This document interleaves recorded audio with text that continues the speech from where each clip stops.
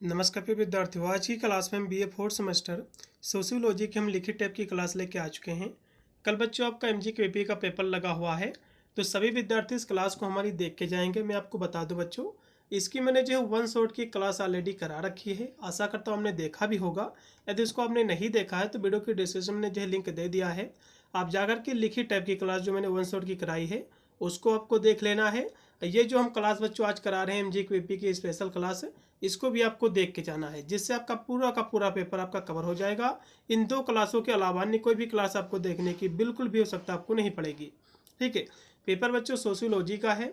इसमें आपको पढ़ना है social problems and issues of development in India. Paper का आपका नेम है, पेपर आपका टाइटल है। यूपी के सभी विश्वविद्यालय का सिलेबस सेम है, और जिन भी विश्वविद्यालय आपका लिखित का पेपर होगा, जैसे कि डॉक्टर राम मनोहर लोहिया में भी लिखित का होगा, उसके लिए बहुत ही महत्वपूर्ण हमारी क्लास रहेगी। रज्जू भैया के लिए महत्वपूर्ण क्लास हमारी रहेगी। 2 घंटा आपका समय दिया जाएगा। पूरा पेपर आपका 75 नंबर का उचित होगा एमजीक्यूपी में। तो सबसे पहले यहाँ से हम सेक्शन ए के प्रश्नों को यहाँ से सॉल्व करवाएंगे। इसमें टोटल आपके 5 क्वेश्चन आएंगे, जो कि प्रत्येक प्रश्न को आंसर देना आपका अनिवार्य रहेगा, क्योंकि कोई भी इसमें बच्चों एक्स्ट्रा आपका प्रश्न जो है नहीं रहेगा। ठीक है, प्रत्येक प्रश्न आपका 2 नंबर का रहेगा। सेक्शन ए आपका जो रहेगा बच्चों 10 नंबर, जो कि इसमें आपको मिलेंगे। पहला क्वेश्चन देखिएगा बच्चों कि विचलन को परिभाषित करना है। ये इस क्वेश्चन की 100% की मैं गारंटी लेता हूँ कि एग्जाम में आएगा। साइबर अपराध से क्या समझते हैं, इस क्वेश्चन की भी 100% की गारंटी एग्जाम में फंसेगा। अल्पसंख्यक से आप क्या समझते हैं, ये भी क्वेश्चन महत्वपूर्ण है। आत्महत्या को परिभाषित कीजिए। फिर की परिस्थितिकी, ये क्या है, इकोलॉजी क्या है। तो इन सभी 5 क्वेश्चनों को यहाँ से हम देखेंगे, चलेगा। सबसे पहले बच्चों विचलन क्या है, इसका अर्थ, इसकी परिभाषा को समझ लीजिए। ये क्वेश्चन आपके एग्जाम में जरूर बनेगा। तो विचलन क्या है बच्चों, तो समाज को सुचारू रूप से चलाने के लिए कुछ बच्चों नियम होते हैं, कुछ कानून होते हैं, कुछ परंपराएं बनाई जाती हैं, जिन्हें बच्चों हम सामाजिक प्रतिमान कहते हैं। मतलब जो है, जो हमारा समाज है जो सुचारू रूप से जो चल रहा है, किसके बदौलत चल रहा है, नियमों के अनुसार चल रहा है, कानून है, कुछ परंपराएं बनाई गई हैं, जिसके कारण जो है हमारा जो समाज है सुचारू रूप से चल रहा है। इसी को हम जो है सामाजिक प्रतिमान कहते हैं। और जब कोई व्यक्ति, ये जो सामाजिक नियम है, जो सामाजिक जो कि कानून है, जो परंपराएं बनाई गई हैं समाज को चलाने के लिए, जब कोई व्यक्ति इन सामाजिक नियमों या जो है अपेक्षाओं के विपरीत कोई व्यवहार करता है, या फिर कह सकते हो ये जो नियम बनाए गए हैं, जो कानून बनाए गए हैं समाज को चलाने के लिए, जब कोई व्यक्ति इनके जो विपरीत कोई कार्य करता है, इनका भी उल्लंघन करता है, तो इसी को बच्चों हम सामाजिक विचलन जो कहा जाता है। यदि हम बहुत ही सरल शब्दों में हम कहें तो समाज के द्वारा निर्धारित नियमों को तोड़ना ही विचलन है। मतलब जो है समाज के द्वारा जो निर्धारित जो नियम है, जिसके द्वारा समाज सुचारू रूप से चल रहा है, तो इन नियमों को तोड़ना ही क्या है, सामाजिक विचलन है। इतने से परिभाषा आपको लिखना है। बहुत सारे हमारे समाजशास्त्री हैं, विद्वान हैं, जो कि इसकी परिभाषाओं को अपने शब्दों में बताने का प्रयास किया है। तो विभिन्न विद्वानों की हम परिभाषा भी आप लोग के समक्ष रख रहे हैं। जैसे कि पहले इसकी परिभाषा जो कि हटन एवं जय हंट जी लिखे हैं, ये कहते हैं कि विचलन का अर्थ बच्चों उन आदर्शों या नियमों के उल्लंघन से है जो समूह के सदस्यों के द्वारा जो है स्वीकार किए जाते हैं। मतलब जो है समाज जिनके द्वारा जो कि सुचारू रूप से जो चल रहा है, जब कोई व्यक्ति इन्हीं नियमों का उल्लंघन करता है, तो इसी को हम सामाजिक विचलन कहते हैं। बहुत ही सिंपल सी परिभाषा है बच्चों, इनका भी कहना था वही है। फिर कि अल्बर्ट जो कि कोलिन महोदय लिखे हैं, ये बच्चों कहते हैं कि विचलन वह व्यवहार है जो उन मानदंडों का उल्लंघन करता है जिनके पालन की अपेक्षा समाज के द्वारा जो है की जाती है। इनका भी भैया कहने का मतलब वही है।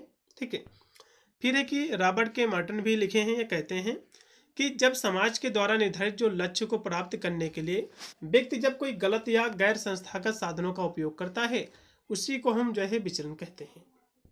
ठीक है, तो इस तरह से इसकी परिभाषा आपको लिखना है। अब बच्चों एग्जाम में जो है विचलन की विशेषता भी पूछी जाती है, तो इसकी विशेषता भी समझ लीजिए। क्वेश्चन को हम लॉग में करा रहे हैं, स्पेशल आपका क्वेश्चन है, अभी महत्वपूर्ण क्वेश्चन है। पहली इसकी बच्चों विशेषता है सापेक्षता। तो विचलन बच्चों समय और स्थान के अनुसार बदलता रहता है। जो व्यवहार एक समाज में विचलन है, वह जो है दूसरे समाज में सामान्य हो सकता है, जैसे कि मदिरापान या जो है पहनावा। फिर एक नियमों का उल्लंघन। तो जो सामाजिक बच्चों विचलन है, इसमें हमेशा जो है सामाजिक मानदंडों कानूनों की जो अवहेलना की जाती है। उसके बाद है सार्वभौमिकता। तो दुनिया का कोई भी बच्चों समाज ऐसा नहीं है जहाँ विचलन ना होता हो, हर समाज में जो है विचलन पाया जाता है। फिर अगली इसकी विशेषता है नकारात्मक और जो सकारात्मक। मतलब जो है विचलन बच्चों हमेशा बुरा नहीं होता है, बल्कि कभी कभी जो है क्रांतिकारी विचार, जैसे कि राजा राम मोहन नायक के द्वारा सती प्रथा का विरोध, ठीक है, ये भी जो है विचलन जो है माने जाते हैं, जो बाद में समाज सुधार का जो है कारण जो है बना। मतलब जो है विचलन बच्चों जो है कभी कभी क्या है, विचलन कभी कभी क्या है, ये हमेशा जो है निगेटिव ही नहीं रहता, कभी कभी क्या है सकारात्मक भी होता है। अब यहाँ से बच्चों अगला इसमें जो क्वेश्चन है कि साइबर अपराध क्या है, इसको भी समझ लीजिए। तो 21वीं सदी में जिस गति से डिजिटल दुनिया का विस्तार हुआ है, उसने जो है हमारे जीवन को आसान तो बनाया है, परंतु इसके साथ ही नए प्रकार के खतरों को भी जो है जन्म दिया है। इन्हीं में से बच्चों एक साइबर अपराध है, जिसको हम समझेंगे। साइबर अपराध बच्चों वह अपराध है जिसमें इंटरनेट, कंप्यूटर, मोबाइल फोन, किसी डिजिटल सामग्री का उपयोग करके या फिर प्रयोग करके अपराध को अंजाम दिया जाता है। इसी को हम साइबर अपराध कहते हैं। जैसे कि व्यक्तिगत जो है डाटा चोरी करना, बैंक खातों से पैसे निकालना, अश्लील सामग्री फैलाना, सरकारी जो है वेबसाइट जो है हैक करना, ये सब बच्चों क्या है, ये बच्चों साइबर जो है अपराध हैं। अब यहाँ से बच्चों साइबर अपराध के प्रकार क्या हैं, इसके एग्जाम्पल को हम समझेंगे विद एग्जाम्पल के माध्यम से। जैसे कि फिशिंग, ये बच्चों इसका प्रकार है। तो फिशिंग बच्चों क्या है, ये जो है इसमें बच्चों नकली आपके पास ईमेल आएगा, मैसेज आएगा, या फिर वेबसाइट का जो है लिंक बनाकर लोगों को जो है धोखा दिया जाता है।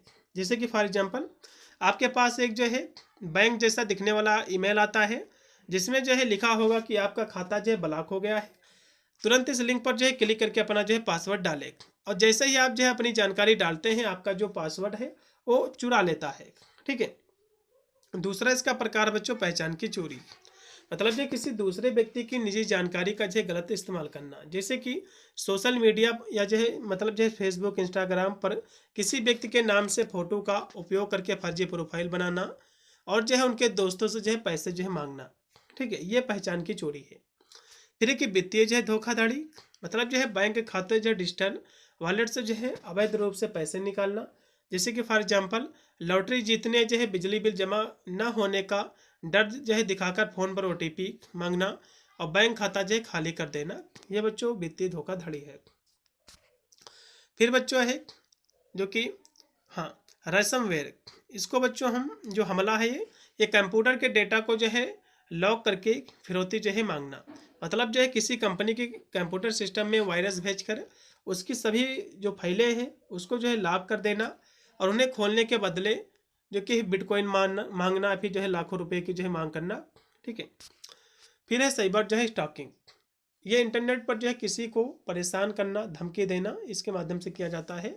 उदाहरण के लिए जैसे कि सोशल मीडिया पर किसी महिला की जो है तस्वीरों को जो है एडिट करके गलत तरीके से, ठीक है, नग्न तस्वीर करके, ठीक है, गलत तरीके से पेश करना, या जो है उसे लगातार जो अवांछित जो है मैसेज भेजकर मानसिक रूप से जो है प्रताड़ित उसको करना, ये बच्चों साइबर जो है स्टॉकिंग है। अब यहाँ से बच्चों अगला जो इसमें क्वेश्चन था कि अल्पसंख्यक क्या है, इसको समझ लीजिए। अल्पसंख्यक का बच्चों जो सरल अर्थ है संख्या में कम होना, मतलब जो है किसी देश या जो है किसी राज्य या फिर जो है समाज में रहने वाले ऐसे मानव समूह जिनकी जनसंख्या उस क्षेत्र की कुल आबादी के आधे मतलब 50% से कम होती है, उसे अल्पसंख्यक जो है कहा जाता है। यह बच्चों भिन्नता मुख्य रूप से धर्म, भाषा, संस्कृति, जाति के आधार पर जो होती है। ठीक है। अब यहाँ से अगला इसमें बच्चों जो क्वेश्चन की आत्महत्या क्या है, यह क्वेश्चन आपके एग्जाम में जरूर बनेगा, तो इसको भी समझ लीजिए। आत्महत्या का बच्चों अर्थ होता है कि स्वेच्छापूर्वक, मतलब अपनी इच्छा से और जो है जानबूझकर स्वयं के द्वारा अपना जीवन समाप्त करना आत्महत्या कहलाता है।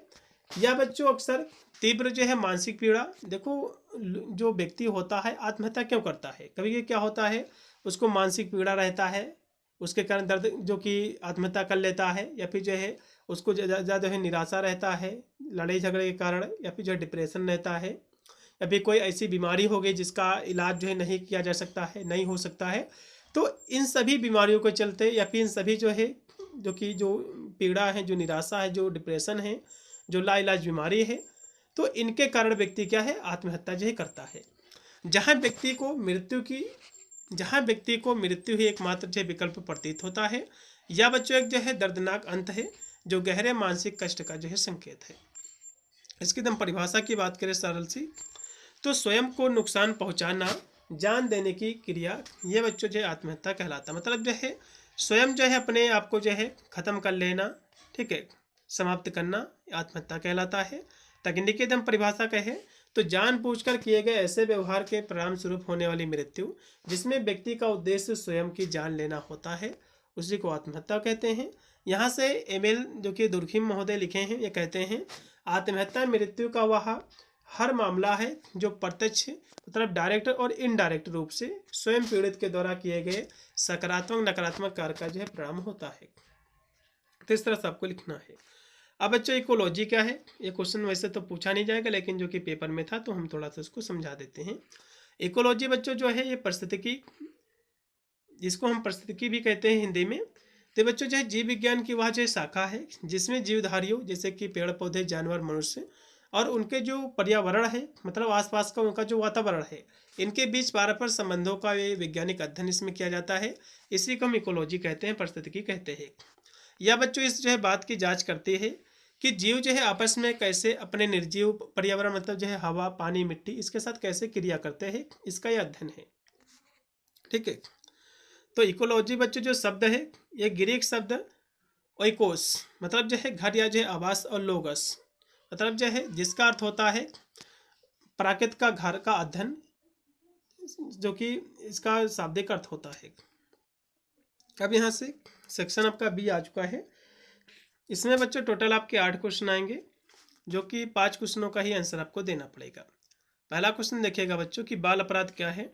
बाल अपराध और अपराध इसके बीच में अंतर क्या है समझाएंगे। आतंकवाद क्या है बच्चों, इसके जो मुख्य कारणों का विश्लेषण आपको करना है। तो सबसे पहले बच्चों बाल अपराध क्या आपको समझना। देखो बाल का मतलब होता है बच्चे के द्वारा अपराध, ऐसा अपराध जो बच्चे के द्वारा किया जाता है, नाबालिग बच्चे के द्वारा, इसी को हम बाल अपराध कहते हैं। तो बाल अपराध से बच्चों तात्पर्य है कि 18 वर्ष से कम आयु के किशोर मतलब जो है लड़के के द्वारा फिर जो है लड़की के द्वारा किया गया जो है वह असामाजिक गैर कानूनी या जो है कानून विरोधी कार्य जो कानून की नज़र में अपराध है, इसी को हम बाल अपराध कहते हैं। इसमें बच्चों जैसे कि चोरी करना, मारपीट करना, हिंसा जो है, नशीले पदार्थों का सेवन करना, ये सब इसमें कार्य जो है शामिल है।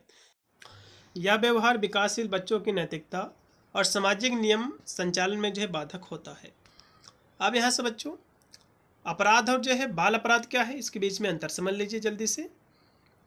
तो सबसे पहले जो है अपराध क्या है इसकी परिभाषा समझ लीजिए। अपराध बच्चों वह जो है कृत्य है मतलब वह कार्य है जो कानून के जो है विरुद्ध हो और जिसके लिए जो दंड निर्धारित हो, इसको हम अपराध कहते हैं। वही बाल अपराध क्या है बच्चों, बाल अपराध जो नाबालिग मतलब जो हो जिसकी उम्र 18 वर्ष से कम हो इसके द्वारा किया जाता है, इसको हम बाल अपराध कहेंगे। और अगली इसकी बच्चों बीच में जो अंतर है, ठीक है, अपराध में बच्चों जो है कोई उम्र जो है हो सकती है, 20 साल का हो सकता है, 25 का, 40 का, 50 का, 60 का, कोई भी उम्र का हो सकता है अपराध में। लेकिन बाल अपराध बच्चों जो होता है इसमें केवल नाबालिग जो है बालक या किशोर इसमें होते हैं जिसकी 18 वर्ष से कम एज होती है। अगली बच्चों विशेषता है कि जो अपराध होता है बच्चों सामान्य अपराध कानून के अनुसार दंडित किया जाता है, जबकि बाल अपराध जो होता है इसमें न्यायालय के नियमों के अनुसार दंडित या सुधारात्मक उपाय जो है किए जाते हैं। अगले इसके हम बात करें इसमें अंतर की उद्देश्य क्या है। समाज में बच्चों जो है कानून और व्यवस्था बनाए रखना अपराध का जो उद्देश्य है, जबकि बाल अपराध क्या है बालकों में जो सुधार पुनर्वास पर अधिक जो है ध्यान देना इसका उद्देश्य है। उदाहरण के लिए जैसे कि अपराध क्या है बच्चों, जैसे कि चोरी करना, हत्या करना, धोखाधड़ी देना, धोखाधड़ी करना, धोखा देना, ये बच्चों अपराध है। जबकि बाल अपराध क्या है, जैसे कि स्कूल से भागना, चोरी करना, हिंसा करना, ठीक है, आदि जो है नाबालिगों के द्वारा मतलब जो है बच्चों के द्वारा। तो इनके बीच में अंतर। तो इस प्रकार बच्चों जो है बाल अपराध एक विशेष प्रकार है जो नाबालिगों के द्वारा जो है किया जाता है और इसके लिए जो है विशेष न्यायिक जो है प्रावधान होते हैं। अब यहाँ से अगला इसमें जो क्वेश्चन है कि आतंकवाद क्या है, इसकी परिभाषा, इसके कारण क्या है, इसको समझ लीजिए। ये क्वेश्चन बहुत ही महत्वपूर्ण है, ये क्वेश्चन आपके एग्जाम में जरूर आएगा। आतंकवाद बच्चों वह हिंसक जो है कृत्य है, वह कार्य है जो व्यक्तियों, समूहों, संगठनों के द्वारा जो है राजनीतिक, धार्मिक, वैचारिक और सामाजिक उद्देश्यों को प्राप्त करने के लिए जो है किया जाता है। देखो बच्चों आतंकवाद जो है क्यों किया जाता है, ठीक है, राजनीति के कारण किया जाता है और जो है सबसे बड़ा जो आतंकवाद होता है उसके पीछे धार्मिक कारण है, ठीक है, धार्मिक कारण है, सबसे बड़ा इसका कारण जो है धार्मिक कारण है आतंकवाद का। और इसमें बच्चों जो है आम नागरिकों को सरकारी संस्थानों और जो है बुनियादी ढांचे को जो है निशाना बनाकर भय, अस्थिरता और जो कि दहशत फैलाने का इरादा जो होता है। आतंकवादी गतिविधियों में बच्चों बम विस्फोट, अपहरण करना, हत्या करना, साइबर हमले इत्यादि जो है शामिल हो सकते हैं। यह बच्चों आमतौर पर गैर कानूनी, अमानवीय माना जाता है, क्योंकि यह जो है निर्दोष लोगों की जान जोखिम में जो है डालता है। ठीक है, एकदम सरल शब्दों में तो हम कहें बच्चों, तो आतंकवाद का मतलब होता है कि लोगों को डराकर जान माल को नुकसान पहुंचाना या जो है हिंसा फैलाकर अपने किसी उद्देश्य को जो है मनवाना, ये आतंकवाद का मकसद होता है, इसका मतलब होता है। अब बच्चों आतंकवाद के मुख्य लक्षण क्या हैं, इसको भी समझ लीजिए। तो हिंसा जो है धमकी का प्रयोग, जैसे कि बम की जो है धमकी देना, गोला बारूद की धमकी देना। फिर की राजनीतिक और जो है वैचारिक उद्देश्य, जैसे कि सरकार को डराना, नीति जो है बदलवाना। उसके बाद है नागरिकों को जो है निशाना बनाना, जैसे कि किसी को जो है मान लो किसी बस को जो है जो कि हॉस्टल बना लिए हैं। ठीक है, तो इस तरह से आम जो है जनता को जो है भयभीत करना। फिर कि संगठित जो है ढांचा, जैसे कि कई बार किसी संगठन या समूह के द्वारा जो है आतंकवाद जो है किया जाता है। अब बच्चों क्या आतंकवाद के पीछे बड़ा जो है कारण बेरोजगारी है? तो क्या आतंकवाद के पीछे बच्चों बड़ा जो कारण है बेरोजगारी है? ठीक है, इसको भी समझ लीजिए। देखो आतंकवाद का बच्चों जो कारण है शिक्षा और बेरोजगारी नहीं है, ये केवल बच्चों जो है कट्टर जो है मानसिकता है। ठीक है, क्यों मानसिकता है? आपने बहुत सारे ऐसे उदाहरण देखे होंगे अपने भारत में ही, जैसे कि ये जो है यहाँ देख लीजिए, कुछ हम तस्वीर आप लोगों के माध्यम से लेके आए हुए हैं। जैसे कि ये इंजीनियर है, ठीक है, ये PhD इन्होंने कर रखा है, ये जो है सर्जन है, ये भी आतंकवादी हैं। तो आतंकवाद को ये कहना कि जो है केवल जो है बेरोजगारी, अशिक्षा के कारण होता है, तो ये दरअसल जो है गलत है, क्योंकि इसके पीछे बच्चों धार्मिक कारण सबसे बड़ा कारण है। ठीक है, आतंकवाद के पीछे। ठीक है, और भी समझिएगा आतंकवाद का प्रमुख कारण क्या होता है, इसको थोड़ा सा समझ लीजिए। देखो आतंकवाद का बच्चों जो कारण होता है, कारण होते नहीं हैं, सिर्फ जो है इसमें फर्क होता है। ठीक है, वह जो है धर्म और जो है परवरिश का केवल नतीजा होता है। देखो आतंकवाद का कोई बच्चों विशेष कारण नहीं होता है, जैसे जो है उनकी परवरिश की जाएगी वही बच्चे आगे जो है चलकर आतंकवाद का जो है आतंकवाद जो कि हमले करने की कोशिश करेंगे। तो जिस तरह से उनकी परवरिश यदि शुरुआत में सही होगी तो आतंकवादी नहीं बनेंगे, यदि उनकी परवरिश जो है शुरुआत में गलत होगी, आतंकवादी बनाया जाएगा तो जाहिर सी बात है आतंकवादी ही बनेंगे। हिंदू जब बहुत अधिक धार्मिक हो जाता है बच्चों, तो वह जो है सन्यासी बन जाता है।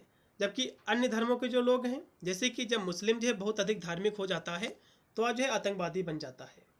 ठीक है, और यहाँ से तो हम समझें तो आतंकवाद का जो है का कारण क्या है और कोई क्यों जो है आतंकवादी जो है बनता है, ये भी आपको समझना काफ़ी महत्वपूर्ण है। जैसे कि आतंकवादी केवल एक मजहब के लोगों ही जो है होते हैं, मतलब जो है आतंकवादी जो होते हैं केवल एक ही मजहब के लोग होते हैं, और जिसका मजहब ये सिखाता है कि मतलब जो है हमारे सिवा और जितने भी लोग क्या हैं काफिर हैं। ठीक है, तो ये कहीं ना कहीं देखा जाए तो आतंकवाद को जो है बढ़ावा देते हैं। आपने बहुत सारे उदाहरण देखे होंगे, क्योंकि अन्य धर्मों के खिलाफ जो कि मतलब जो है गलत समझते हैं। ठीक है, वो जो है अन्य धर्मों के लोगों को जो है काफिर समझते हैं, दुश्मन समझते हैं। तो ये भी कहीं ना कहीं देखा जाए तो ये आतंकवाद का बहुत बड़ा कारण है। ठीक है, जिससे कि आतंकवादी केवल एक मजहब के लोगों के द्वारा ही होते हैं, जिनका मकसद ये सिखाता है कि अल्लाह को मानने वाले ही सही हैं, बाकी सब जो है काफिर, मतलब जो है हमारे धर्म को मानने वाले ही लोग जो है सही हैं और जितने लोग क्या है काफिर। तो ऐसा जिस धर्म में सिखाया जाता है वो सबसे बड़ा जो है आतंकवादी का जो है धर्म है। ठीक है, तो बच्चों हम यहाँ से केवल ये जो हम आपको क्वेश्चन समझा रहे हैं आतंकवाद का, हम किसी धर्म को हम टारगेट नहीं कर रहे हैं, केवल जो सच्चाई है जो देखने की मिल रही है आज के जो कि हमारे भारत में, हम किसी अन्य देश को हम तुलना नहीं कर रहे हैं, केवल हम अपने भारत के देश की तुलना करके हम ये क्वेश्चन को करा रहे हैं। तो इन लोगों को जो है मान लो जो है जो बचपन में बच्चे होते हैं वही जाकर के आगे आतंकवादी बनते हैं, तो उनकी परवरिश जैसे होती है, वे जहाँ पढ़ते हैं तो वो सबसे बड़ा जो है रोल प्ले करता है कि बच्चा आगे जाकर जो है क्या बनेगा। जैसे कि इन जो है लोगों को बचपन में ही मौलाना, मौलवी ये जो है काफिरों से जो है नफरत करना सिखाते हैं। हमने बहुत सारे मदरसे देखे होंगे भारत में भी जो कि बंद भी कर दिए गए हैं। तो ये जो है काफिरों से नफरत करना सिखाते हैं, अन्य धर्मों के लोगों से। और जो है इनके मस्जिद मदरसा कोई धार्मिक स्थान जो नहीं है, केवल जो है आतंकवादी बनाने की फैक्ट्री है। ऐसा बहुत सारे मदरसों में जो कार्य जो कि चलता आ रहा है सदियों से। और मुसलमान चाहे अनपढ़ हो या फिर जो है पढ़ा लिखा हो, सब केवल जिहादी ही होते हैं। ये लोग गैर मुस्लिम समुदाय की लड़कियों को जो है माल जो है गनीमत जो है समझते हैं। माल गनीमत का मतलब बच्चों क्या होता है, यूज एंड जो है थ्रो। ठीक है, मतलब जो ऐसे समझ सकते हो, अरबी के शब्द है आपका। तो इसमें क्या है, ये शब्द जो है उसमें प्रयोग होता था जैसे कि कश्मीरी जो है जो पंडित थे, उसमें जो उनका नरसंहार हुआ तो उनको जो मारा गया, पीटा गया, उनके साथ जो दुर्व्यवहार किया गया महिलाओं के साथ, तो जो दुर्व्यवहार किया जाता है इसी को हम माल जो कि गनीमत जो है कहते हैं। उनके जो है ज़मीन को हथिया लेना, उनकी संपत्ति को जो है कब्जा कर लेना, इसी को कहा जाता है। इसीलिए ठीक है, तो इस तरह से आपको जो है बनाकर लिख देना है। हम कोई भी जो है हम धर्म की कोई जो है हम टारगेट नहीं कर रहे हैं, लेकिन जो सच्चाई है उसी को हम लेके चल रहे हैं। आप अपने अनुसार भी इसको जो है बनाकर लिख सकते हैं, चलेगा। अगला देखिएगा। ठीक है, अभी हाल ही में ये भी पॉइंट आप समझते चलिएगा और थोड़ा सा इसको भी समझ लीजिए बच्चों। आपने देखा होगा बहुत सारे जिहाद के केसेस अपने जो है आपने देखा होगा, यूपी में ही देखा होगा। अभी गाजियाबाद का एक लेटेस्ट जो कि केस आया हुआ है। एक लड़की जो कि 13 साल की थी, ठीक है, अभी जो कि शायद जो है उसकी शादी हुई थी किसी, जो कि नाम बदल कर कोई लड़का इससे जो है प्यार किया था। तो बाद में उसको पता चलता है, जब उसके पास जाते तो मदरसे में जो उसकी निकाह करवा दिया जाता है, उसका धर्म परिवर्तन किया जाता है। फिर उसी लड़की को, ठीक है, 5 बार जो है उसका हलाला होता है और जो है उसके जो है 5 लोगों से जो कि अलग अलग मदरसों में जो उसकी शादी की जाती है। अभी लेटेस्ट जो केस आया हुआ है, आप चाहे तो इसकी जो है आप यूट्यूब पर जो कि न्यूज में अभी भी जो कि कल ही चल रहा था, इसको आप देख सकते हैं। तो ये जो जिहादी जो मानसिकता है, तो सबसे बड़ा जो है मुद्दा यहाँ पर यह है कि ये लोग ऐसा जो है करते क्यों हैं। तो इसमें सबसे बड़ा जो रोल होता है इनका मार्गदर्शन करने वाले जो इनके टीचर होते हैं, जो इनके गुरु होते हैं, ये सबसे बड़े आतंकवादी होते हैं, जो लोगों को जो है अन्य धर्मों के प्रति जो है नफरत करना सिखाते हैं, उनको जो है काफिर जो है समझते हैं। तो ये सबसे बड़े जो है आतंकवादी होते हैं ये लोग। और ये जो है ये ऐसे लोग जो है ना किसी धर्म के होते हैं, ठीक है, ये हमेशा जो है दूसरों को जो है नफरत की निगाह से देखते हैं और दूसरों को अपना काफिर मानते हैं, जो कहीं ना कहीं देखा है जो देश के विकास में सबसे बड़ी ये बाधा है। ठीक है, चलिएगा अगला क्वेश्चन देखिएगा कि दलित जाति की अवधारणा को आपको स्पष्ट करना है और भारत में दलित जाति की कोई 3 वर्तमान आपको समस्या आपको बताना है। फिर कि भारत में अंतर पीढ़ी तनाव में कोई 3 आपको कारण आपको लिखना है। तो दोनों क्वेश्चन देखिएगा। दलित शब्द का बच्चों जो शाब्दिक अर्थ होता है दबाया हुआ या जो है कुचला हुआ या जो है टूटा हुआ। जो भारतीय जाति व्यवस्था में ऐतिहासिक रूप से हसिया पर पड़े हुए शोषित और जो अस्पृश्यता मतलब जो अछूत का सामना करने वाले समुदाय का प्रतिनिधित्व जो है करता है। मतलब जो है दलित बच्चों क्या है, दलित जो है ऐसे लोग हैं, ऐसे जो है व्यक्ति हैं जिनको जो है समाज में दबाया गया है, जिनका जो है कहीं ना कहीं देखा जाए तो उनको जो है सबसे निचले पावदान पर रखा गया है। तो इस तरह से आप लिख सकते हैं। यह केवल जो है एक जाति नहीं है, बल्कि वर्ण व्यवस्था से बाहर माने जाने वाले लोगों की सामाजिक, आर्थिक और सांस्कृतिक दमन के खिलाफ एक चेतना और आंदोलन का एक प्रतीक है। इस तरह सबको लिखना है। अब यहाँ से बच्चों भारत में दलित जाति की 3 जो वर्तमान समस्याएं हैं इनको भी समझ लीजिए, जैसे कि सामाजिक भेदभाव और जो हिंसा। तो संवैधानिक उन्मूलन के बावजूद ग्रामीण और जो शहरी क्षेत्रों में आज भी जाति आधारित भेदभाव अछूतन कायम है और दलितों के खिलाफ शारीरिक हिंसा, अत्याचार निवारण अधिनियम के बावजूद भी उनकी जो सुरक्षा है बहुत बड़ी चुनौती जो कि बनी हुई है। फिर की आर्थिक असमानता और जो भूमिहीनता। तो अधिकांश जो बच्चों दलित जो व्यक्ति है, आबादी है, ये भूमिहीन है, इनके पास मतलब जो भूमि नहीं है। अब वे जो है कृषि मजदूरों, असंगठित क्षेत्रों में कम वेतन वाले कामों पर निर्भर हैं और वे आर्थिक रूप से हसिया पर हैं और गुणवत्तापूर्ण शिक्षा रोजगार के अवसरों तक जो उनकी सीमित पहुंच उनकी उन्नति में एक बाधा है। तीसरा बच्चों जो एक कारण है फिर के शैक्षिक और अवसरों का जो अभाव। तो यद्यपि शिक्षा में सुधार हुआ है, फिर भी उच्च शिक्षा तकनीकी क्षेत्रों में दलितों की जो भागीदारी है कम है। स्कूलों और जो कॉलेजों में भी कभी कभी भेदभावपूर्ण व्यवहार का सामना करना पड़ता है, जो उनकी क्षमता को जो सीमित करता है। देखो अभी तो इतना कोई विशेष छुआछूत नहीं बचा हुआ है, अभी तो गांव में भी इतना कोई विशेष छुआछूत नहीं है, लेकिन पहले क्या था, पहले छुआछूत बहुत था, जिसके कारण जो है बहुत सारे लोगों ने जो है अपना धर्म जो कि भी बदला। ठीक है, तो अब इतना कोई विशेष छुआछूत नहीं है, क्योंकि जो मोहम्मद जो अली जिन्ना थे जिन्होंने जो कि पाकिस्तान बनाया है उसकी मांग की थी, ये कोई जो है ये मुस्लिम नहीं थे बल्कि हिंदू ही थे जो कि दलित थे, जो कि समाज के द्वारा प्रताड़ित किए गए थे, जिसके चलते इन्होंने जो हिंदू धर्म को त्याग दिया था और जाकर के मुस्लिम धर्म को अपनाया था। अगला देखिएगा यहाँ से बच्चों, भारत में जो बदलते सामाजिक आर्थिक परिदृश्य के कारण जो है पुरानी और जो नई पीढ़ी के बीच जो है वैचारिक मतभेद और जो अंतर पीढ़ी तनाव जो कि एक आम बात हो गई है। मतलब जो है जो कि भारत में बदलते जो सामाजिक परिदृश्य हैं, जिसमें हमने देखा होगा पुरानी पीढ़ी जो नई पीढ़ी है उसके बीच में जो है टकराव रहता है, क्योंकि पुरानी पीढ़ी के बच्चे जो पहनावा है, उसकी जो सोच है, वो नई पीढ़ी की जो है सोच से थोड़ा सा डिफरेंट है। तो पुरानी पीढ़ी बच्चों और जो है न्यू पीढ़ी के बीच में जो तनाव है, ठीक है, तो इसको थोड़ा सा हम मुख्य बिंदुओं के माध्यम से समझेंगे, जैसे कि विचारधारा जो है मूल्यों में भिन्नता। तो पुरानी बच्चों जो पीढ़ी है पारंपरिक मूल्यों रूढ़ियों संयुक्त परिवार व्यवस्था को जो है महत्व देती है, जबकि इसके विपरीत जो नई पीढ़ी बच्चों या आधुनिकता व्यक्तिगता और जो स्वतंत्रता को प्राथमिकता देती है, जो अक्सर पारंपरिक सोच से जो है टकराती है। फिर कि तकनीकी और जो है जीवन शैली में अंतर, जैसे कि तीव्र गति से बढ़ती तकनीकी डिजिटल क्रांति के कारण दोनों पीढ़ियों को जो है कम करने और संवाद करने में तरीके में बड़ा अंतर आया है। युवा पीढ़ी बच्चों ऑनलाइन सोशल मीडिया अब ऐसी दुनिया से जो है सक्रिय है, युवा पीढ़ी हमारी जो कि सोशल मीडिया में जो सक्रिय है, जबकि जो बुजुर्ग लोग हैं जो हाँ पुरानी पीढ़ी है बच्चों, वे क्या है ये पारंपरिक संवाद का जो है अभाव जो कि तनाव पैदा ये करता है इनके बीच में। फिर के करियर जो है जीवन के फैसले में हस्तक्षेप, तो करियर के जो है चुनाव शादी जीवन शैली जैसे कि आधुनिक कपड़े पहनावा खर्च, इसके मामले में जो पुरानी पीढ़ी द्वारा की जाने वाली जो रोक टोक नई पीढ़ी को पसंद नहीं आती है और युवा अपनी स्वतंत्रता चाहता है, जबकि माता पिता का अनुभव अक्सर इसे अनुशासन के रूप में थोपना चाहता है। ठीक है, हमने देखा होगा पुरानी जो पीढ़ी रहती नहीं चाहती कि ज़्यादा रुपया पैसा खर्चा हो, ज़्यादा जो है महंगे समय जो है कपड़े पहने जाएं, लेकिन जो हमारी नई पीढ़ी क्या सोचती है कि हम जो है शादी ब्याह या इस तरह से जो है अच्छे कपड़े पहने। तो इस तरह से क्या है इनके बीच में थोड़ा सा जो कि तनाव रहता है। तो इसके अलावा बच्चों संयुक्त परिवार का एक एकल परिवारों में जो है बदलना भी तनाव का एक प्रमुख कारण है, जिससे भावनात्मक जुड़ाव भी जो है कम हो गया है।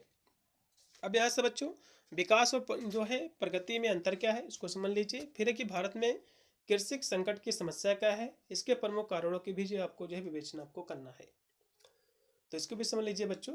तो प्रगति और जो विकास में अंतर क्या है इसको सबसे पहले समझ लीजिए। तो प्रगति की परिभाषा क्या है इसको भी थोड़ा सा समझ लीजिए, हो सकता है इसकी परिभाषा ही पूछ ले। तो प्रगति का बच्चों अर्थ होता है किसी कार्य या जो है स्थिति में आगे बढ़ना या जो है सुधार होना। यह बच्चों केवल जो है बाहरी मात्रात्मक परिवर्तन को दर्शाता है, जैसे कि उत्पादन में वृद्धि आय में बढ़ोतरी इत्यादि। प्रगति में बच्चों केवल आर्थिक भौतिक उन्नति को जो है देखा जाता है। यह बच्चों सतही और जो है सीमित होती है, जिसमें सामाजिक और मानसिक बदलाव शामिल नहीं होते हैं। विकास क्या है बच्चों, विकास का अर्थ होता है कि समग्र सतत उन्नति, जिसमें आर्थिक सामाजिक सांस्कृतिक मानसिक सभी पहलुओं का जो समावेशन होता है। इसमें यह बच्चों केवल आर्थिक वृद्धि नहीं बल्कि जीवन की गुणवत्ता में सुधार को भी यह दर्शाता है। और विकास में जो है शिक्षा स्वास्थ्य सामाजिक न्याय पर्यावरण संरक्षण इत्यादि भी इसमें जो है शामिल होते हैं। यह बच्चों दीर्घकालीन जो है स्थायी होता है, जो समाज के सभी वर्गों के लिए जो लाभकारी होता है। अब इसके बीच में बच्चों यहाँ से अंतर देख लीजिए, जैसे कि प्रगति का बच्चों अर्थ होता है कि मात्रात्मक सुधार या जो है वृद्धि होता है, जबकि विकास क्या होता है समग्र जो है सतत उन्नति होता है। फिर प्रगति बच्चों मुख्यतः आर्थिक और जो है भौतिक होती है, जबकि विकास क्या है आर्थिक सामाजिक सांस्कृतिक मानसिक इत्यादि होता है। फिर बच्चों प्रगति जो है अल्पकालिक होता है, जबकि विकास जो है दीर्घकालीन होता है। फिर की प्रगति केवल वृद्धि है, जबकि विकास जो है जीवन की गुणवत्ता में सुधार है। फिर बच्चों प्रगति जो है उत्पादन में वृद्धि है, जबकि विकास क्या है शिक्षा स्वास्थ्य सामाजिक न्याय में ये सुधार है। तो इस प्रकार बच्चों जो है प्रगति केवल बाहरी मात्रात्मक वृद्धि को दर्शाती है, जबकि विकास क्या है एक व्यापक और समग्र सुधार है, जो समाज के सभी पहलुओं को जो है शामिल करता है। अब यहाँ से बच्चों भारतीय कृषि की प्रमुख समस्याएं क्या है इसको भी समझ लीजिए, क्वेश्चन आपके एग्जाम में बनेगा। तो भारतीय कृषि देश की अर्थव्यवस्था की रीढ़ जो कि मानी जाती है, लेकिन इसके सामने कई सारी गंभीर जो कि समस्याएं हैं जो इसकी जो है प्रगति में बाधा डालती है। सबसे पहली जो इसकी समस्या है भूमि का जो है छोटा होना। अधिकांश किसान बच्चों छोटे और जो है सीमांत हैं, जिनके पास खेत के लिए पर्याप्त भूमि नहीं होती है, जिससे उत्पादन जो है सीमित रहता है। इसके अलावा सिंचाई की कमी है, जो कि एक बहुत बड़ी समस्या है। बारिश में निर्भरता अधिक होने के कारण फसलें जो है अक्सर प्रभावित होती हैं। और जो है खाद और जो है बीज की गुणवत्ता में कमी भी किसानों की जो उत्पादकता को जो है प्रभावित करती है। और इसके साथ ही आधुनिक जो है कृषि तकनीकों मशीनों का अभाव भी किसानों को पिछड़ेपन में जो है रखता है। बाजार तक पहुंच की समस्या उचित मूल्य न मिलना भी किसानों की आर्थिक स्थिति को जो है कमजोर करता है। इसके अलावा ऋण की भारी मात्रा, कर्ज के जो है बोझ के कारण कई किसान आर्थिक संकट में फंस जाते हैं। तो इस समस्या का समाधान के लिए सरकारों को जो है किसानों को बेहतर सिंचाई सुविधाएं, उच्च गुणवत्ता वाले बीज, उन्नत तकनीकी की जो है उपलब्धता सुनिश्चित करनी चाहिए और साथ ही किसानों को उचित मूल्य, बाजार तक जो है सीधी पहुंच प्रदान करनी चाहिए ताकि उनकी आय में सुधार हो सके। और इस प्रकार भारतीय कृषि की समस्याओं को समझकर उनके समाधान पर ध्यान देना आवश्यक है ताकि देश की जो कृषि समृद्धि है उसको जो है स्थिर ये हो सके। इस तरह आपको लिखना है। अब यहाँ से बच्चों प्रधानमंत्री कौशल विकास योजना पर आपको निबंध लिखना है, फिर के सतत विकास को आपको प्रभावित करना। तो दोनों क्वेश्चनों को भी जल्दी से देख लीजिए। तो प्रधानमंत्री बच्चों कौशल विकास योजना, जिसको हम PMKVY कहते हैं शॉर्टकट में, ये बच्चों भारत सरकार की एक प्रमुख कौशल विकास योजना है जिसे 15 जुलाई 2015 में शुरू किया गया था। यह योजना बच्चों युवाओं को उद्योग प्रासंगिक मुक्त कौशल प्रशिक्षण प्रदान करके रोजगार योग्य बनाने और उन्हें जो आत्मनिर्भर बनाने के उद्देश्य से संचालित की जा रही है। अब यहाँ से बच्चों सतत विकास का इसको समझ लीजिए, क्वेश्चन आपके एग्जाम में बनेगा। सतत विकास का जो अर्थ होता है बच्चों कि वर्तमान पीढ़ी की आवश्यकताओं को इस प्रकार जो है पूरा करना कि भविष्य की जो पीढ़ियां हैं, हमारी जो भावी पीढ़ियां हैं, उनकी भी जरूरतें जो है पूरी हो सके। मतलब जो है सतत विकास का मतलब यह होता है कि मान लो जो है हमारी जो आवश्यकताएं हैं, जैसे कि फॉर एग्जाम्पल हमको जो है 2 पेड़ की आवश्यकता है या फिर 1 पेड़ की आवश्यकता है, तो 1 पेड़ जब हम काटें तो भैया हम 1 पेड़ लगा भी दे, 2 पेड़ लगा भी दे, ताकि हमारे जो बाल बच्चे होंगे, जो हमारी पीढ़ी होंगी आगे वाली, उनको भी जो है सारी जरूरतें उनकी भी पूरी हो सके। तो इसी को हम सतत विकास कहते हैं। ठीक है। और इसका जो है बच्चों मुख्य उद्देश्य पर्यावरण संरक्षण, आर्थिक विकास, सामाजिक समानता के बीच संतुलन स्थापित करना है। और जो 17 जो है सतत विकास लक्ष्यों के माध्यम से प्राप्त जो है किया जा रहे हैं। अब सतत विकास का मुख्य बच्चों उद्देश्य क्या है? तो गरीबी और जो भुखमरी का जो है उन्मूलन, मतलब जो इसको खत्म करना। तो गरीबी के सभी रूपों को समाप्त करना और सभी के लिए जो है पौष्टिक भोजन सुनिश्चित करना इसका उद्देश्य है।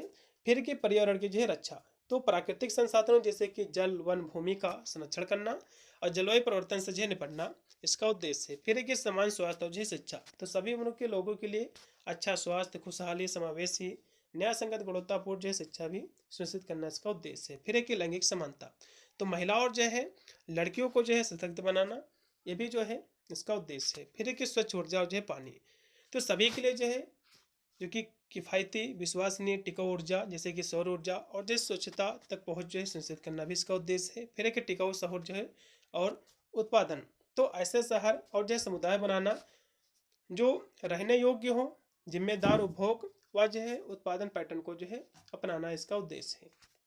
उदाहरण के लिए जैसे कि सतत विकास का जो उदाहरण है, यदि कोई जो है किसान अपने खेत में हर साल इतनी मात्रा में जो है लकड़ी जो है काटता है, तो उतनी ही मात्रा में फिर से जो है पेड़ जो है उगा सकता है। तो सतत विकास का एक उदाहरण है। इससे बच्चों जंगल भी जो है सुरक्षित रहता है और किसान की जो है आवश्यकता भी पूरी हो जाती है। तो संक्षेप में हम कहें तो सतत विकास बच्चों एक ऐसा उपयोग जिससे पर्यावरण, समाज, उद्योग को नुकसान ना हो और भविष्य के लिए भी जो है प्रेरणा दी जा सके, इसी को हम सतत विकास कहते हैं। अब बच्चों यहाँ से सेक्शन आपका C आ गया है। इसमें टोटल आपके 4 क्वेश्चन आएंगे, जो कि 2 ही क्वेश्चन आपको करना पड़ेगा। पहला क्वेश्चन देखिएगा कि भारतीय जीवन में भ्रष्टाचार से आप क्या समझते हैं। भारत में भ्रष्टाचार के दुष्प्रभाव की आपको विवेचना करना है। इसकी समस्या समाधान हेतु तो आपको सुझाव भी आपको देना है। फिर के दहेज को परिभाषित करना है। दहेज को एक जो कि सामाजिक अवसर क्यों कहा जाता है ये भी आपको बताना है। फिर की निर्भरता सिद्धांत क्या है, इसके आपको सिद्धांत की मान्यताएं भी आपको बताना है। तो सबसे पहले बच्चों सार्वजनिक जीवन में भ्रष्टाचार क्या है। भ्रष्टाचार का बच्चों अर्थ होता है कि निजी या जो है व्यवसायिक लाभ के लिए सौंपे गए जो सार्वजनिक पद है, जो शक्ति है और संसाधनों का जो है दुरुपयोग करना। जैसे कि कोई जो है मान लो कोई अधिकारी बन गया तो अपने पद का जो है दुरुपयोग करना, लोगों से रिश्वत लेना, ठीक है, इस तरह से। तो इसको हम भ्रष्टाचार कहते हैं। यह रिश्वतखोरी, भाई भतीजावाद, गबन, अनैतिक आचरण के रूप में जो प्रकट होता है, जो लोकतंत्र को कमजोर करता है और सरकारी जो है विकास कार्य में जो है बाधा डालता है और जनता के जो है विश्वास को यह नष्ट करता है। ठीक है। अब इसके बच्चों प्रमुख जो है रूप क्या है, इसके प्रकार क्या है। जैसे कि रिश्वतखोरी, तो किसी कार्य को करने या जो है करने के लिए अवैध जो है पैसे को उपहार देना या फिर लेना, ये जो है रिश्वतखोरी है। फिर के भाई भतीजावाद, मतलब जो है योग्यता के बजाय अपने रिश्तेदार, दोस्तों को जो है पद पर जो है लाभ देना। उसके बाद है गबन, मतलब जो है सार्वजनिक जो धन है उसका दुरुपयोग करना, चोरी करना। फिर की अधिकार का जो है दुरुपयोग, मतलब जो है नियमों को तोड़कर अपने प्रभाव का इस्तेमाल कर अनुचित जो है लाभ उठाना, फिर एक धोखाधड़ी, तो सरकारी योजनाओं अनुबंधों में जो है हेरफेर करना, ये सब इसके बच्चों प्रकार हैं। अब यहाँ से भारतीय समाज में बढ़ते जो भ्रष्टाचार के जो कारण है इसको भी समझ लीजिए। तो भ्रष्टाचार के बच्चों बहुत सारे कारण है, जैसे कि अधिकारों का जो है दुरुपयोग, जैसे कि कई बार जो है सरकारी अधिकारियों के द्वारा अपने पद का दुरुपयोग कर लाभ कमाने की प्रवृत्ति होती है। दूसरी इसके जो कारण है बच्चों, कम वेतन और जो है आर्थिक असंतोष, तो सरकारी कर्मचारी को उचित जो है वेतन न मिलने के कारण में जो है भ्रष्टाचार की ओर आकर्षित होते हैं। फिर की जटिल और जो है प्रशासनिक प्रक्रियाएं, तो सरकारी कामकाज में बच्चों लंबी और जो है जटिल प्रक्रियाएं भ्रष्टाचार को बढ़ावा देती हैं, क्योंकि लोग जो है जल्दी काम करवाने के लिए जो है रिश्वत देते हैं। अगला इसका कारण बच्चों है न्याय व्यवस्था की धीमी गति, तो न्याय मिलने में बच्चों देरी जो कि होती है जो भ्रष्टाचार को बढ़ावा देती है, क्योंकि लोग जो है त्वरित समाधान के लिए रिश्वत देते हैं कि हमारा काम जल्दी हो जाए। फिर के सामाजिक और जो है सांस्कृतिक कारण, तो कुछ जो है समाजों में भ्रष्टाचार को समान और जो है स्वीकार माना जाता है, जिससे इसकी वृद्धि होती है। फिर एक राजनीतिक संरक्षण, तो भ्रष्टाचार करने वाले लोगों को राजनीतिक संरक्षण मिलने से वे निर्भय होकर भ्रष्टाचार करते हैं, ये भी एक इसका बच्चों कारण है। फिर एक शिक्षा और जागरूकता की कमी, तो भ्रष्टाचार के दुष्परिणामों के प्रति जागरूकता न होने के कारण जो भ्रष्टाचार में लुप्त जो है लोग हो जाते हैं। अब यहाँ से बच्चों भ्रष्टाचार को हम दूर कैसे कर सकते हैं, इसके सुझाव क्या है भी समझ लीजिए, जिससे कि कठोर कानून हो जो उसका पालन। तो भ्रष्टाचार के खिलाफ बच्चों सख्त कानून बनाया जाए और उसकी जो है कड़ी से जो उसका पालन किया जाए। और दूसरा इसका सुझाव बच्चों जागरूकता जो है बढ़ाना, तो लोगों को उनके जो है अधिकार हो भ्रष्टाचार के दुष्प्रभाव के बारे में जो जागरूक करें। फिर की पारदर्शिता जो है जवाबदेही, तो सरकारी कार्यों में पारदर्शिता लाए और अधिकारियों को जो है जवाबदेही बनाए। फिर की शिक्षा का जो है प्रसार, तो शिक्षा के माध्यम से नैतिक मूल्यों ईमानदारी को जो है बढ़ावा देना, इस माध्यम से इसको हम रोक सकते हैं। प्रौद्योगिकी का जो है उपयोग, जैसे कि जो है डिजिटल माध्यमों जैसे कि सोशल मीडिया सेवाओं को जो है सरल और जो है पारदर्शी बनाएं, जैसे कि ई गवर्नेंस। फिर एक सामाजिक भागीदारी, तो समाज के सभी वर्गों को भ्रष्टाचार के खिलाफ मिलकर काम करना चाहिए, इस तरह से हम जो भ्रष्टाचार को रोक सकते हैं। तो इस प्रकार बच्चों भ्रष्टाचार की जो है जड़ों को समझकर उपरोक्त उपाय जो है अपनाकर इसे जो है कम किया जा सकता है। अब यहाँ से बच्चों दहेज क्या है। दहेज प्रथा बच्चों एक सामाजिक प्रथा है, और जिसमें जो है विवाह के समय दुल्हन के परिवार के द्वारा दूल्हे के जो दूल्हा होता है इसके परिवार को धन सामान संपत्ति जो है दी जाती है। यह प्रथा बच्चों भारतीय समाज में कई नकारात्मक प्रभाव को जो है ये डालती है। अब इसको विस्तार से समझ लीजिए कि दहेज क्या है, डोबरी क्या है। दहेज का बच्चों अर्थ होता है कि विवाह के समय या फिर उससे पहले या फिर उसके बाद विवाह के किसी पक्ष, मतलब जो आमतौर पर दुल्हन पक्ष से ही दहेज जो कि दिया जाता है, इसके द्वारा दूसरे पक्ष मतलब जो है दूल्हे पक्ष को विवाह की शर्त के रूप में दी गई या जो है दी जाने के लिए सहमति व्यक्त की गई कोई संपत्ति, नगदी, आभूषण या जो कीमती कोई सामान, यही बच्चों आपका दहेज कहलाता है। इसकी विशेषता क्या है, जैसे कि कानूनी परिभाषा इसकी है कि दहेज अधिनियम जो कि 1961 की धारा 2 के अनुसार यह बच्चों विवाह के संबंध में दी गई कोई प्रत्यक्ष या फिर अप्रत्यक्ष मूल्यवान जो है वस्तु है। ये बच्चों जो है विवाह से पहले उसके दौरान जो है उसके बाद भी जो है कभी जो है दी जा सकती है। सामग्री क्या है इसमें बच्चों, नगद, आभूषण, जमीन, वाहन या फिर कोई भी कीमती सामान इसमें शामिल हो सकता है। तो दहेज प्रथा बच्चों एक सामाजिक बुराई है, जहाँ वर जो है पक्ष वधु पक्ष से संपत्ति की मांग करता है, जिससे कन्या पक्ष पर आर्थिक बोझ जो है पड़ता है। ठीक है, तो भारत में बच्चों दहेज लेना देना दोनों ही जो कि अपराध हैं।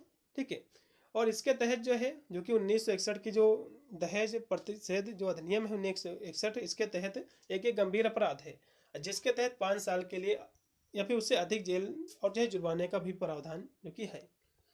अब यहाँ से बच्चों दहेज प्रथा को सामाजिक अभिशाप माना गया है। क्यों कहा गया भी समझ लीजिए।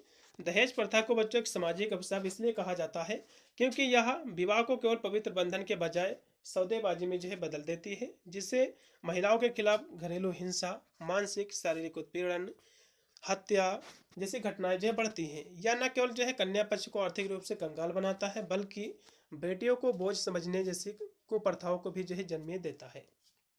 इस तरह से आपको लिखना है। तो निर्भरता का बच्चों सिद्धांत क्या है, इसको भी समझ लीजिए। यह बच्चों एक विकासशील परिचय है जो बताता है कि अविकसित राष्ट्र मतलब जो विकसित देश नहीं हुआ है उसकी जो है गरीबी का जो मुख्य कारण है विकसित देशों के द्वारा उनका शोषण है। ये सिद्धांत मानता है। यह बच्चों मानता है कि वैश्विक पूंजीवादी व्यवस्था में परिधि मतलब जो है गरीब देश के संसाधन केंद्र धनी देश की ओर जो है बढ़ते हैं जिससे अमीर और अमीर गरीब और गरीब जो है बने रहते हैं। अब इसकी मान्यता क्या है भी समझ लीजिए।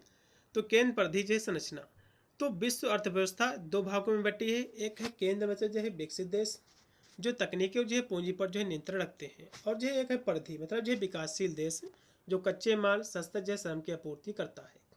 तो अल्प विकास का विकास मतलब जो है अल्प विकास देश इसलिए गरीब नहीं है कि जो विकास नहीं कर रहे हैं, बल्कि इसलिए हैं क्योंकि विकसित देशों के विकास की कीमत पर वे अविकसित जो है बने रहने को मजबूर है।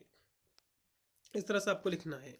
अब बच्चों लास्ट में आपका क्वेश्चन है कि ग्लोबल जो है वार्मिंग क्या है, जिसको हम वैश्विक तापन कहते हैं, फिर भूमंडलीय तापन कहते हैं। ये क्वेश्चन आपके एग्जाम में बनेगा। तो भूमंडलीय बच्चों तापन क्या है, ग्लोबल वार्मिंग क्या है, इसको समझ लीजिए। तो भूमंडलीय बच्चों तापन क्या है, जिसको हम ग्लोबल वार्मिंग कहते हैं। ये बच्चों पृथ्वी के वायुमंडल में तापमान में दीर्घकालीन वृद्धि को कहते हैं। यह जो है बच्चों मुख्यतः ग्रीन हाउस गैसें, ग्रीन हाउस गैसें आपकी कौन कौन से होती है, जैसे कि carbon dioxide, methane, nitrous oxide, इसके बढ़ते स्तर के कारण है। ठीक है। सूर्य की जो ऊर्जा होती है पृथ्वी की सतह पर जो है ये फंसा लेते हैं और जो है तापमान बढ़ा देते हैं। मतलब जो है सूर्य की बच्चों जो गर्मी होती है जो पृथ्वी पर आती है, तो जो ग्रीन हाउस बच्चों जो गैसें होती हैं क्या करती हैं, इस गर्मी को जो सोख लेती हैं और इसको पुनः अंतरिक्ष पर जाने नहीं देती हैं, जिससे जो तापमान है पृथ्वी का वो बढ़ने लगता है। इसी को हम ग्लोबल वार्मिंग कहते हैं। सिंपल सी परिभाषा है बच्चों। इसके प्रभाव क्या हैं, जिससे कि पहला इसका प्रभाव है जो है जलवायु परिवर्तन। तो तापमान बढ़ने से मौसम के पैटर्न में बदलाव आता है, जिससे सूखा, बाढ़, तूफान जैसे जो प्राकृतिक आपदाएं भी बढ़ती है। फिर है कि हिमनदों का जो पिघलना, तो अटलांटिक और जो हिमालय जैसे क्षेत्रों के ग्लेशियर पिघलने लगते हैं, जिससे समुद्र का स्तर जो है बढ़ता है। फिर है कि समुद्र स्तर में वृद्धि, तो समुद्र का बच्चों जल स्तर बढ़ने से तटीय क्षेत्रों में बाढ़, भूमि क्षरण जो होता है। फिर है कि जैव विविधता जो पर प्रभाव, तो कई प्रजातियां बच्चों अपने आवास खो देती हैं या जो विलुप्त होने के जो कि कगार पर जो है आ जाती हैं। तो ये इसके जो है बच्चों कारण, और भी इसके बच्चों जो कि प्रभाव हैं, जैसे कि कृषि पर जो प्रभाव, तो तापमान और जो है वर्षा के बदलाव से फसलों की पैदावार प्रभावित होती है, जिससे खाद्य सुरक्षा खतरे में पड़ सकती है। और स्वास्थ्य पर भी इसका प्रभाव पड़ता है, जैसे कि गर्मी से संबंधित बीमारियां बढ़ जाती हैं, जैसे कि हीट स्ट्रोक, मलेरिया इत्यादि। फिर अगला इसका प्रभाव बच्चों समुद्री जीवन पर जो है प्रभाव, तो समुद्र का तापमान बढ़ने से समुद्री जीवों की प्रजातियां बच्चों प्रभावित होती हैं, जैसे कि कोरल रीफ का जो है क्षरण। तो भूमंडलीय बच्चों तापन को रोकने के लिए ग्रीन हाउस गैसों के उत्सर्जन को जो है कम करना आवश्यक है, जैसे कि ऊर्जा की बचत, नवीकरण जो है ऊर्जा का उपयोग, और जो है वृक्षारोपण के माध्यम से हम जो ग्रीन हाउस जो गैसें हैं इसके उत्पादन को हम कम कर सकते हैं। तो ये थे बच्चों इतनी हमारी क्लास जो कि हमने करा दी है सोशियोलॉजी की। और जो मैंने वन शॉट की क्लास बच्चों कराई है उसको भी देख के जाइएगा, पूरा का पूरा पेपर आपका कवर हो जाएगा। मिलता है वीडियो के लिए, तब तक सभी को thank you for watching this video.